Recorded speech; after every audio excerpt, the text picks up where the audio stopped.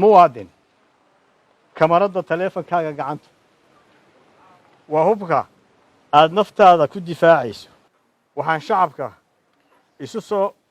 u soo baxaya barnaambaxa nabadeed ugu baaqayaa inay duubaan dhacdo kasta oo tacaddi ah oo ay kala kulmaan ciidanka muuqaaladaasi waxay noqon doonaan dhigaal iyo markhaati lagula xisaabtamo cid kasta oo waxyeello u geysata shacbiga sida nabadgelyada ah dareenkooda u muujinaya muwaadin kamarada taleefankaaga gacanta waa hubka aad naftaada ku difaacayso sidaa darteed inaad duubto fal kasta oo xadgudub ah oo lagula kaco ama aad la kulanto iyada oo lagula kacayo qof shacaba